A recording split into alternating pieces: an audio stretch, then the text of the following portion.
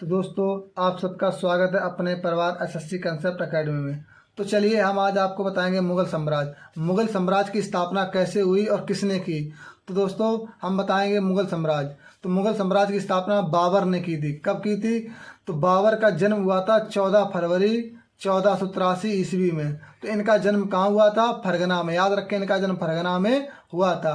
और इनके पिता का नाम क्या था? तो बाबर के पिता का नाम था उमर शेख मिर्जा। क्या था? उमर शेख मिर्जा इनके पिता का नाम था। और जो इनके पिता थे फरगना राज्य के छोटे शासक थे। क्या थे? फरगना राज्य के छोटे शासक थे बाबर के पिता उमर शेख मिर्जा। तो दोस्तों, बाबर ने भारत पर 5 बार आक्रमण किया। कितनी बार? 5 बार आक्रमण किया। और इन्हें पादशाह की उपाधि धारण हुई 1507 ईस्वी में। कब हुई थी? 1507 ईस्वी में इन्हें पादशाह की उपाधि धारण हुई थी। अभी तक किसी तैमूर शासक को ये पादशाह की उपाधि धारण नहीं हुई थी, जो बाबर को हुई थी 1507 ईस्वी में। याद रखें। और जैसे कि भारत पर आक्रमण करने के लिए बाबर को किसने निमंत्रण दिया था कि आओ भारत पर आक्रमण करें? तो किसने दिया था दोस्तों? तो दोस्तों, हम बताएंगे आपको पंजाब के सूबेदार दौलत खां लोधी एवं मेवाड़ के शासक राणा सांगा तथा आलम खां ने दिया था। किसने? आलम खां ने दिया था। किसने दिया था? दौलत खां, राणा सांगा और आलम खां। इन तीनों ने बाबर को भारत पर आमंत्रण किया था आक्रमण करने के लिए। तो दोस्तों, उसके बाद बाबर ने दौलत खां लोधी को पुत्र एवं दिलवार खां को खाने खाना की उपाधि प्रदान की। दोस्तों, बहुत बार एग्जाम में पूछा गया कि पानीपत के प्रथम युद्ध में बाबर ने कौन सी नीति अपनाई थी और किन किन का प्रयोग किया था। तो हम बताएंगे, बाबर ने तोहफे का प्रयोग किया था और उस नीति का नाम बताएंगे जो पानीपत के प्रथम युद्ध में उन्होंने अपनाई थी। तो उस नीति का नाम है क्या? तुलगमा युद्ध नीति। क्या दोस्तों? तुलगमा युद्ध नीति अपनाई थी। इनके 2 निशानेबाज थे, तो उन 2 निशानेबाजों का नाम बताएंगे जो पानीपत के प्रथम युद्ध में उन्होंने इनका साथ दिया था। तो चलिए हम बताते हैं आपको, जैसे कि कौन था? एक उस्ताद अली एवं दूसरा था मुस्तफ़ा। ये 2 थे प्रसिद्ध निशानेबाज बाबर के। दोस्तों, आगे बताएंगे जैसे कि बाबर ने और कौन कौन सी लड़ाई लड़ी हैं, तो वो आपको हम ट्रिक के माध्यम से बताएंगे। तो चलिए, जैसे कि हम देखते हैं, पानीपत के विजय के उपरांत बाबर ने काबुल के प्रत्येक निवासी को एक एक सिक्का दिया। एक एक सिक्का चांदी का दिया था। किसका? चांदी का सिक्का दिया था। तो उसके बाद बाबर को कलंदर कहा जाने लगा। क्या जाने लगा?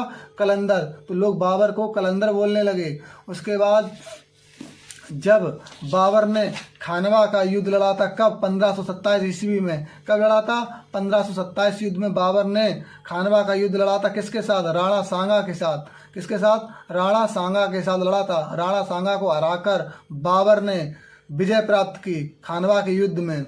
याद रखें दोस्तों, खानवा का युद्ध हुआ था 1527 ईस्वी में। उसके बाद उन्हें गाजी की उपाधि धारण हुई।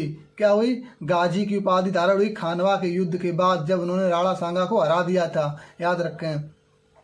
उसके बाद बाबर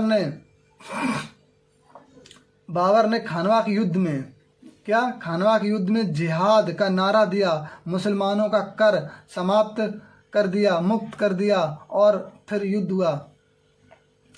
उसके बाद 48 वर्ष की आयु में बाबर की मृत्यु हुई। तो बाबर की मृत्यु कब हुई? याद रखें, 26 दिसंबर 1530 ईस्वी को आगरा में बाबर की मृत्यु हो गई। बाबर को प्रारंभ में आगरा के नूर अफगान में दफनाया गया। आधुनिक भाषा में उसे बोलते हैं अब हम क्या? आराम बाग। क्या बोलते हैं? आराम बाग, जो वहाँ पे वे दफनाए गए थे। उसके बाद उनके द्वारा बताई गई जगह पर उन्हें दफनाया गया काबुल में। क्या दफनाया गया? उन्हें काबुल में उन्हें दफना दिया गया। वो उन्होंने किताब लिखी थी तुर्की भाषा में। कौन सी? आत्मकथा जिसे बोलते हैं, तुजुक ए बाबरी। कौन सी लिखी थी? तुजुक ए बाबरी। उन्होंने एक किताब लिखी थी तुर्की भाषा में। तो उसी में उन्होंने बताया था कि मुझे काबुल में दफनाना। दोस्तों जब बाबर की मृत्यु हो गई, बाबर की मृत्यु के बाद उनका पुत्र हुमायूं को उत्तराधिकारी बनाया गया।